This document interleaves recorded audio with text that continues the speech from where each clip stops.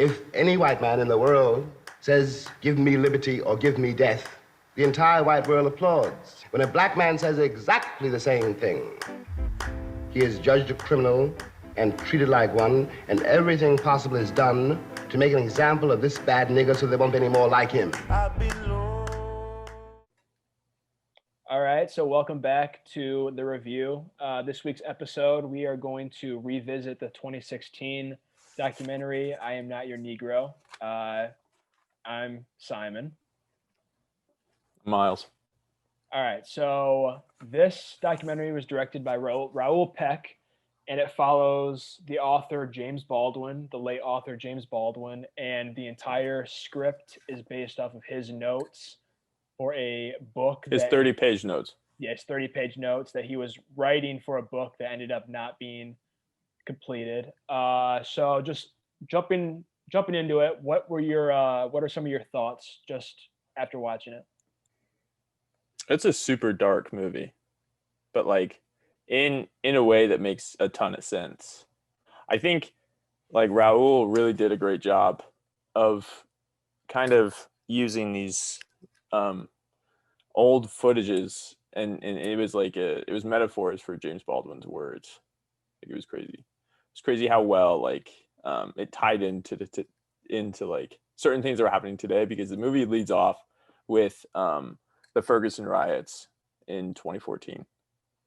And so it's just kind of all relating it back to today and how kind of James Baldwin's words are the same as today as they were in the early 50s. And also, the film is narrated by Samuel L. Jackson. And I think his, like, even like the voice that he brings to it, it's not the usual like Samuel Jackson we get from his character. No, I didn't even know it was him. No, he brings a very powerful, kind of deeper voice than I think we've ever heard from him. Yeah, and it's not typically him, because usually when you picture Sam Jackson, he's just cursing.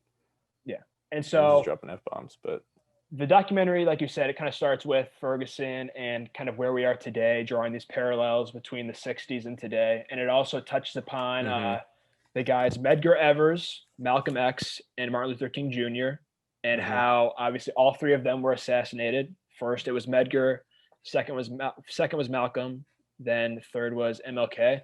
So one of the things that I kind of took away that I wanted to discuss was James Baldwin does he's very smart and kind of bringing to light that if you are a black man or a black woman in America, like with a voice, and you want to speak your mind, you're considered dangerous. And I think that was portrayed of how James was part of the like FBI's most dangerous list just because of they thought he was because of his activism, his relationships with MLK and Malcolm. So that was just I mean, if we want to talk about that kind of how everything that James is talking about, of how if a white man says it, it's okay, but if a black man says it, it isn't. Like, well, yeah, I think one of the most powerful things he said was, it's okay for a white man to say, give me liberty, give me death. But when a black man says that in the exact same words, word for word, he gets killed and he gets put in jail. Yeah. So it's like, that was really interesting. And it's like, even similar to today, like a lot of things like that. It's scary. It's scary because there's scenes in that where, like, did you see, like, there's this really powerful scene where it shows this police officer with a neck on like a woman. Yeah. And I forget where he said it was. But like it was the same thing. It's literally George Floyd. Like it was the same motion that he used. And this movie was before George Floyd. So this movie, you could even add more stuff to this film to today. And I think I think it was crazy. Yeah, I wrote that quote down too because it was so powerful, but also what he was saying about how it's no longer like land of the free. It's no longer that. It's all about home of the brave. And it's either you're brave for the positive or you're brave for the negative. But that's all we're about now, because obviously back in the 60s, back when slavery was around, even to today, African Americans don't have the freedom that I think a lot of white America thinks that they have, and that's the ignorance that James was talking about. So talking about like speaking on the ignorance, James brings up that, or one of the things that I took away is that if you're surprised by the events that have been taking place over the past few years and how we're still seeing police brutality, that just shows how ignorant you are, and that we really shouldn't be surprised by any of the stuff that we still see today. Yeah, for sure. I thought the movie did a really good job at using kind of how like in your face it was almost, and like not in your face at certain points. So like it would use these fonts with sometimes just really blatant like words, like uncomfortable words for a lot of people to see, but it still didn't matter. Like it would just be like it was told in chapters almost, and the chapters would talk about kind of James, because James actually went away from the country in 1946, I think he said, and he like lived in Paris. So like, and he had like kind of a British accent. James Baldwin isn't like this super American guy. He's like super, or he was super. He had a lot of etiquette, and he had an amazing like sense of things, and he could speak for hours, similar to like MLK or Malcolm X, but it was different than those two. You know, it was more scholarly, if that makes sense. It wasn't like as deep rooted. He was more so really calm. He never really got very like animated, you know? No, yeah, and I think that's really cool. Because, yeah. No, yeah, I think it did offer some really interesting context, though, and like on Martin Luther King and Malcolm X that I feel like in history class we don't learn, which is crazy to me. Which is crazy. Like in history class, we were told that Martin Luther King was just this guy that like was fighting for Black lives, and same with like Malcolm X. And Malcolm X was bad because he wanted to do like violent things, and Martin Luther King was like the good guy. But they're both trying to do good things. But like Martin Luther King started at 26. I know that was one of the things I picked up. I didn't know he was that young, honestly. Like 26 years old? Yeah. To drop everything? Could you imagine if someone just dropped everything and was like, I'm just going to fight for Black lives? Yeah, and I guess now there probably are, but yeah, that's what James, what you kind of said, how James was, he obviously, you could tell he grew up with a lot of intelligence. I think how he was raised, you could tell that they kind of pushed a lot of literature and film to him, because he references that in the film also. And yeah, he does say, if I recall, that he, even because he lived in so many different places and he lived in Europe in different countries, he never stayed in one place long enough to kind of fight the fight that MLK and Malcolm X were doing, like physically fighting the fight, because he was taking these pieces and jumping from place to place to tell his own story and to kind of give as broad a view as he could. So I thought that was really interesting. And another point was, so when he was talking about, when he was on the talk show with Nick Cavettis or whatever his name was, and they brought and they brought in a professor from, I think it was Yale maybe, or one of the Ivy Leagues. Well, the movie leads off, actually, the first scene in the movie, I think, was the start of this interview. It was like the start of it, and he was talking about Black lives. I forget like specifically about what, but something about the movement and kind of, because the interviewer was like, colored people have a bunch, are like influenced all over the place here, and he was kind of like they have rights, and James was like, hell no they don't, like, are you kidding me? And then we like saw this entire, so then the movie gets going and it shows you kind of all kind of like this thesis of like James is in where like he shows like American media, and he shows like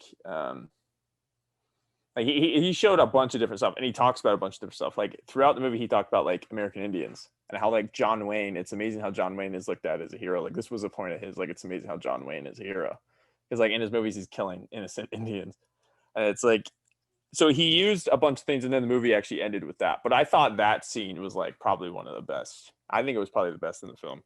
Yeah, like you said, like how it led with the interview, and then it keeps dipping in and out throughout the film. And when they bring in the professor, and the professor says, how can you say it's all about race and everything? And what I took from it was, when James preaches to him about how it is about race and how the inequality is so immense, and how he says, like, he kind of tells the white guy that it's your defensiveness and the arguments against it is what's holding this movement back. Like, when we're preaching to you, it's your job to listen to us and to take like into look at our lives and to kind of step into, just take a moment and step into our shoes, and don't be defensive, don't offer your own opinion, hear us out so that we can actually like try to make change. And yeah, like that's what I kind of took from that whole interview, was James kind of saying how in order for us to move forward, it is up to white America to actually finally listen and to let us speak and to hear our voices, basically. Yeah, and this movie also does a really good job at like also telling stuff that wasn't in James's writing. So it uses a ton of interviews from James separately from his work to kind of further, because a lot of it is actually a lot of James's interviews. So a lot of it is just his writings is almost kind of background context to who he was as a person, because what he wrote wasn't anything different than what he said, you know. It was more so just, but I don't know why he never finished it, because they said it was unfinished and he never got a chance to finish it. But they never really said why. Yeah, they never I don't said know why he didn't. And they never brought up his death either, did they? No, so I don't really know how he died. I don't know if he's assassinated similar to everybody else or what.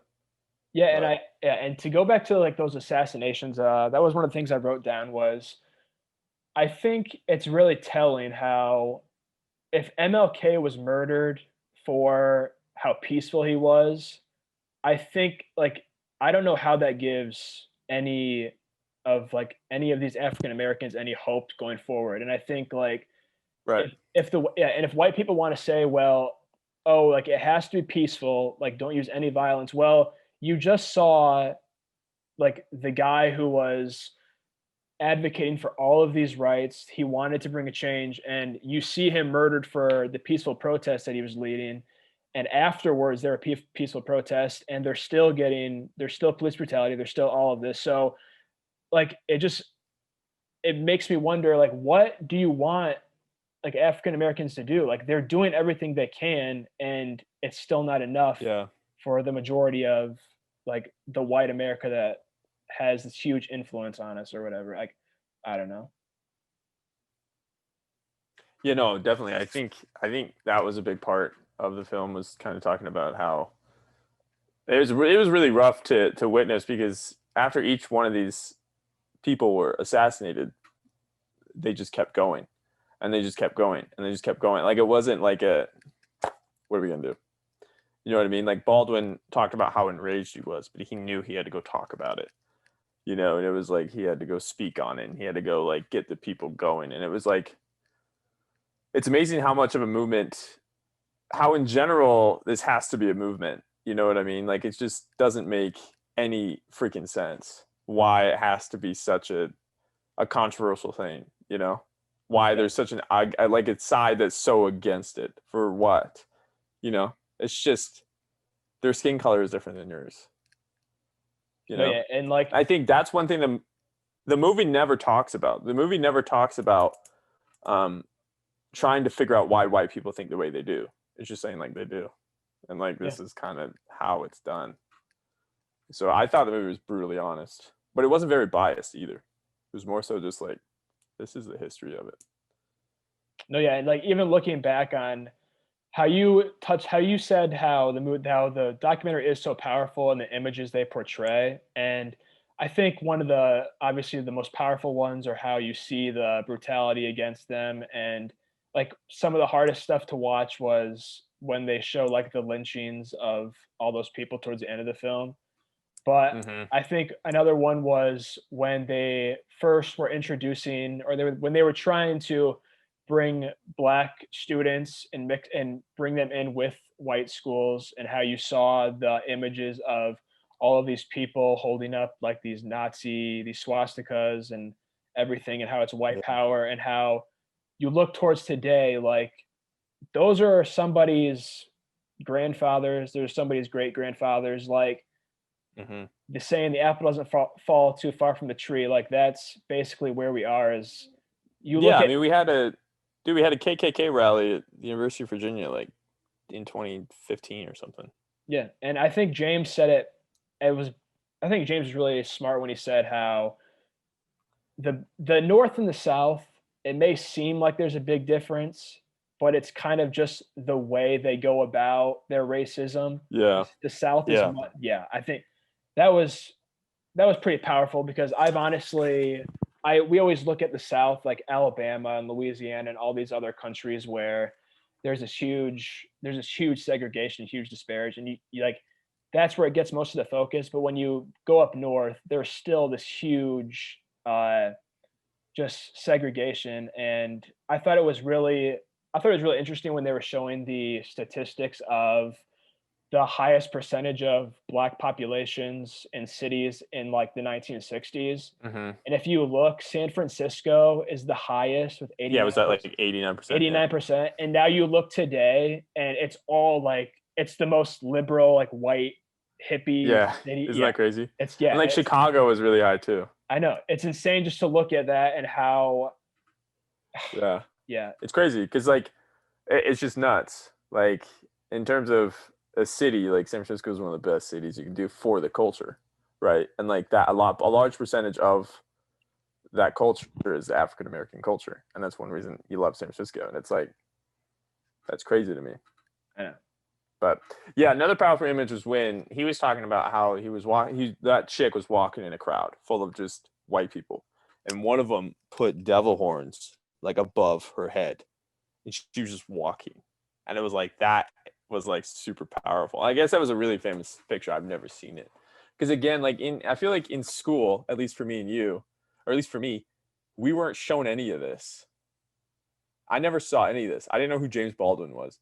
I knew who Martin Luther King was, basically because he was like perceived as the good one that didn't want to kill anybody. But like Malcolm X was barely talked about. It was just like, this is the guy that was against MLK, but it's like, no, he wasn't. He was against the oppression of his people. And like, I totally understand where he came from, where he was like, I'm going to use force. I'm not going to sit here and just have them kill my people. So it's like, it was like, this movie was interesting because to me, it showed a ton of media. Like there's this part towards the end where it shows all these game shows and it shows all these contestants winning a game show. And it's basically telling you that like America is a lie. Like how well black people do is how well the country does. That shows you so I thought that was really interesting. He said this like so long ago, but it's like, it's kind of true, you know? So because if black people are doing horrible, then that means that there is still racial oppression within the country. And that's, that's so evident today.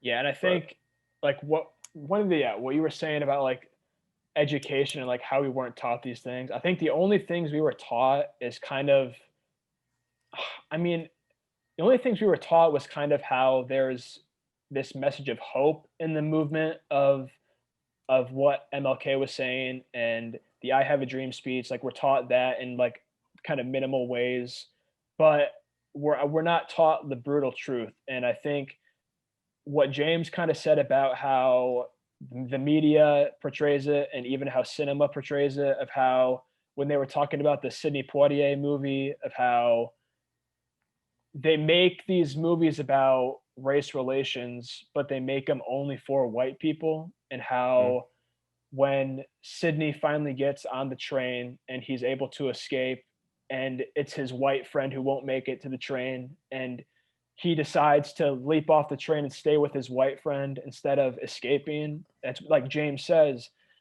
the white audience loved it because it showed that I'm going to stay with you and we're going to work through this. But the black audience was saying, get the fuck back on that train. Like, what are you doing? This is your freedom. And I think we're still here today when you look at films like Green Book and kind of how you have to have the white man, like you have to have the white man has to drive the car. Yeah. It's like, that's kind of like the bare nuts of it, is like the white man has to, and that's even true in how we run business. Like you have like in sports, like in the NFL, they just made like a Rooney rule where they're like, hey guys, if you hire a black employee, basically, it doesn't matter if it's like a general manager or like a football coach, you get a consolation. You get like a prize. Like that is nuts. If you hire a black person, you get extra stuff. It's like that is like, I don't know. There's just a ton of stuff like that where like black people aren't given a large amount of opportunities in any field. Doesn't matter what it is. And I think it was true back then. I could imagine how little the opportunities were then too, you know? Because now it seems like companies are almost forced to do political correct things. You know? I mean, back in the day, like you didn't have to hire a black actor. You didn't have to hire, you know. Now it's horrible because now it seems like almost forced now, you know? Like people are forcing these companies to do politically correct things. And you know that they don't, and you know that they don't stand for like, they don't stand behind that. They don't stand behind it, and it's just them trying to just like save face and do like. I mean, could you imagine being like a football coach in the NFL, for example? You're assistant football coach, and you get hired, and you know that one of the reasons the dude only hired you was so he could get like extra draft picks.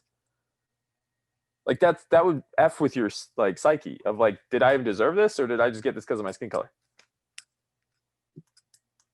Oh yeah. And that's a reality of white people, I guess, too. Is like white people have, I guess, been given stuff because of their skin color as well. So it's like, it's a really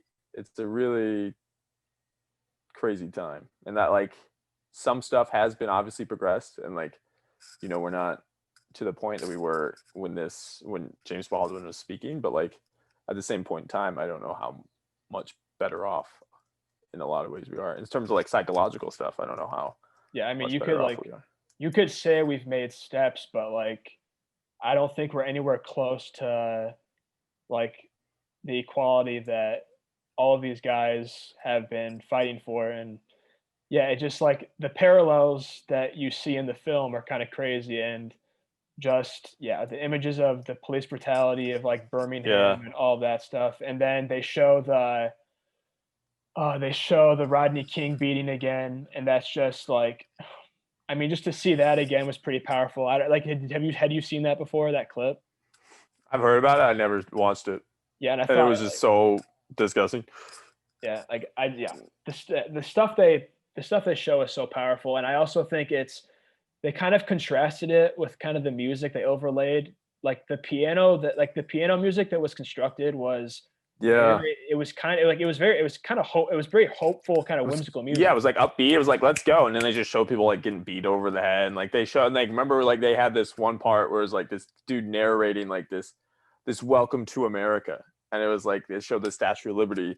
And it basically shows like, this is America. And then it goes like, here's just a police officer just whacking like an innocent, you know, person on the street while this dude is narrating all the great things about America. And it just was like really, like the whole movie was like that, where it just showed things like this that didn't necessarily make sense, but you understood what it was saying.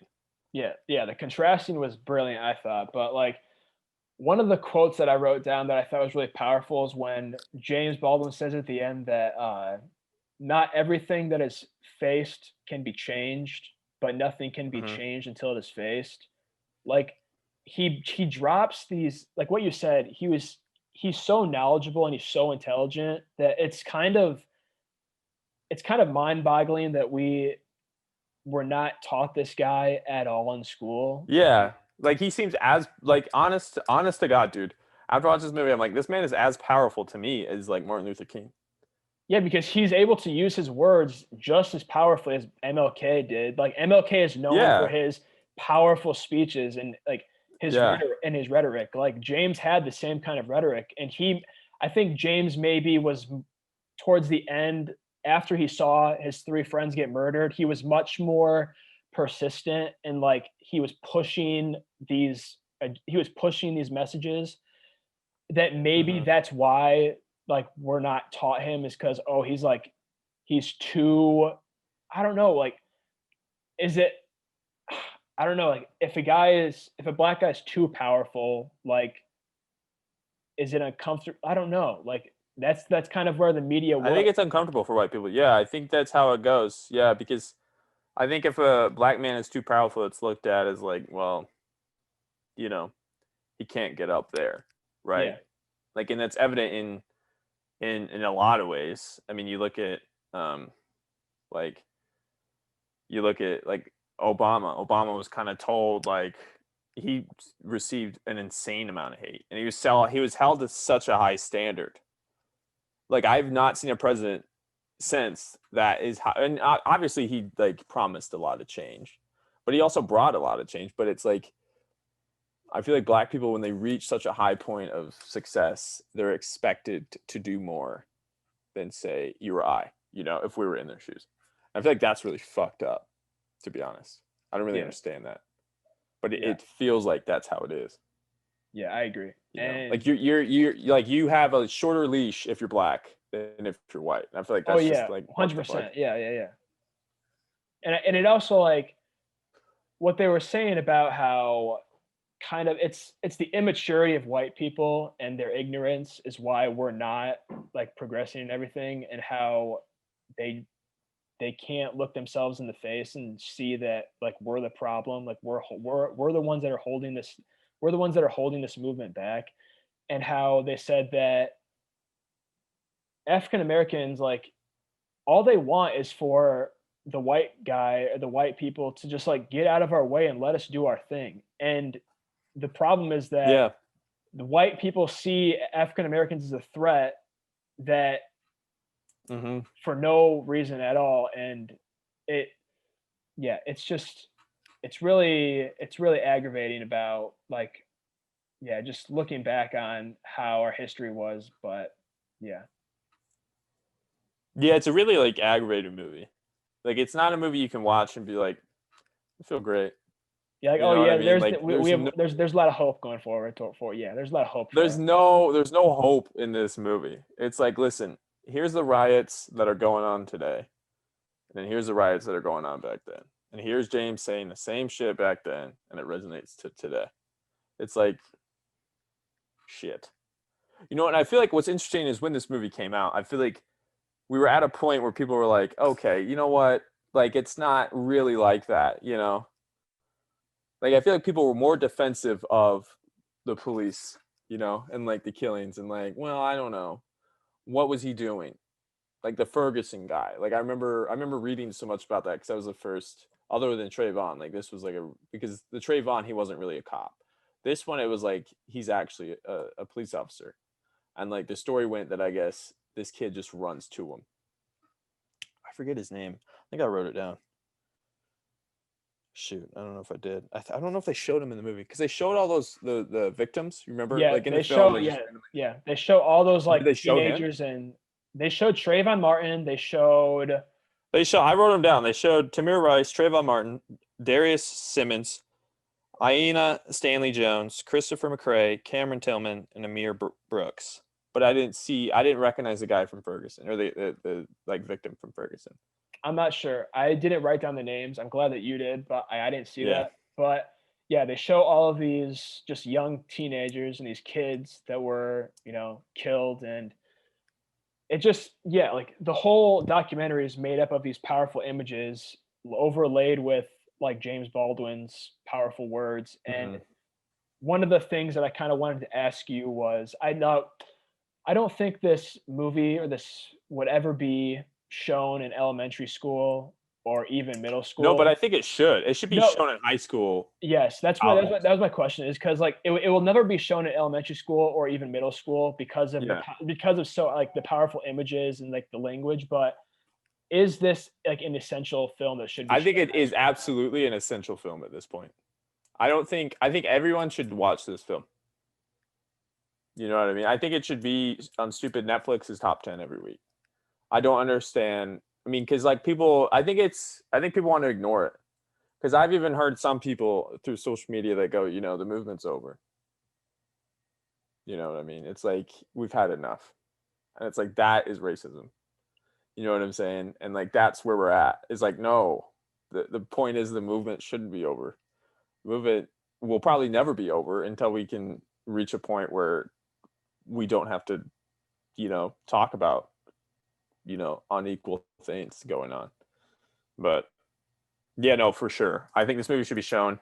I think there's other movies that are shown that are as bad as this one. I mean, this movie's PG-13. It's not like this is a grotesque. They don't show body parts. I mean, and they could have shown a lot worse stuff. There's a ton of stuff they could have shown, but they didn't. The worst stuff they showed was the lynchings, and those are really rough to see. But again, it's like stuff you can see. Yeah, and and when they showed the images of the lynchings and how they said that the white people who hang the African Americans, they know nothing about them, but the African Americans know everything about those white people just based off of their actions, because I mean actions speak a lot louder than words. And yeah, it's just it's just really powerful, and I'm not sure what else to say about it though, honestly. Well, this is probably, I guess, one of the last things we can talk about. One of the most interesting things I thought in the film, they didn't talk too much about it, was the stars that were a part of it. So Marlon Brando and Bob Dylan were the only two. Marlon Brando famously has been an activist, or he was an activist, like completely. Like he infamously like wouldn't accept an Oscar and made like a, I think it was a some Native American, a part of some tribe, walk up and accept it. And that was like a huge political statement. Like he's always, but the person I didn't know was Bob Dylan. I had no idea he was such an activist. Maybe I just like didn't care, but I had no idea. And I thought that was a really interesting part, was Bob Dylan or Marlon Brando was at Martin Luther King's funeral. Yeah. And he was like sitting next to like Malcolm X. It's like, that's crazy to me. Or no, he wasn't sitting next to Malcolm X. He was sitting next to, I think, James. James and he was like, I was sitting next to Marlon. And I thought that was crazy. But I also thought it was crazy because today they say that, you can't be afforded the right to be silent anymore on social issues, right? But I think it's interesting back then on who we didn't hear from. So we heard from Marlon Brando, we heard from Bob Dylan. Why didn't I hear from Sean Connery? Why didn't I hear from Al Pacino? Why didn't I hear from Robert De Niro back then? Why weren't these guys there? So it's like, it's really interesting that these guys were there, but I didn't see anybody else. And I think that's like, I think it shows that our favorite stars are from the past necessarily weren't for, equal rights, almost, is what you could argue. Because like, why hasn't this been a movement for years, for decades? Because it kind of like died down. It died down in the 80s and the 90s and the early 2000s, and even the 2010s. Like, you didn't really hear much about it. In the middle, you did, but like, And I think it's interesting. And I think you have to look at, like, as a kid and growing up, like, we're not like, I didn't get into the media, into the news until I like actually got into my later years of high school and like college. Yeah. I think that's the majority of people. But so I think it's solely like we have to rely on the education system to like actually educate these students and the kids that are going to be growing up. Yeah. Like, and they don't. Yeah. And I think this movie, like, it made me think, like, what forms of like Black literature are we shown in high school? Like, what are the assigned readings? Because I remember it's like Catcher in the Rye. And even though we read To Kill a Mockingbird, that's written by like a white woman. Yeah. And we read John Steinbeck. We read like Arthur Miller's plays, but we don't read anything. Yeah, you read freaking Romeo and Juliet and Shakespeare's plays. There's like, but you're never like here. Yeah, we have like we have a whole year, like a whole curriculum based on Shakespeare and like his writings in like that time period, but we don't have we don't have certain like semesters dedicated to like James Baldwin or like Maya Angelou or Toni Morrison. Like, these are like three of the most profound like writers of Black. Yeah, I know, what the hell. So I think it just goes to show that like that is so dumb. If we want change to happen, like, it also like it relies on the education system too. And like, I think we need to look at what we're teaching and kind of like adapt to and just change to the times. And like, you need to show the students what's actually going on in the world and show them the real truth of the past, and not just like this not just the softened, just watered down version that we have been taught, I think. So Yeah, I think it's really I think it's important not to let the media control the narrative too, because this movie was huge on that. This movie was built basically on how the media controls how white people think and how the country thinks. And I think that's really true. And I think that's even true, you could argue, in how we interact with certain news outlets and certain stuff like that. Obviously, some news outlets choose to be more politically correct and more like on the left side, but like Fox News, for example, like thought they were against the whole protest and they were against it, and they said everybody was rioting, and that was a big thing, is everybody's rioting, and that was a thought back then, is if you were protesting, you were just rioting. You know, you're going against the rules, you're going against the grain, so you're like a hoodlum. You know, that's kind of how like certain news outlets are, and I think that's kind of gross. I even think it's gross within, you know, certain sports outlets. You know, you watch an NBA game and you don't see on courts anymore Black Lives Matter. You know, like, why is that? Why can you know, why are these white owners able to control the narrative? You know, and that was, I think, really powerful of last year, was like this, the movement reached a point where players weren't going to play. And I thought, you know, if they didn't play, that probably would have been the best thing for it. But yeah, I think this movie's huge on that. I think if there's not changes, there's not active change, then it's going to stay the same.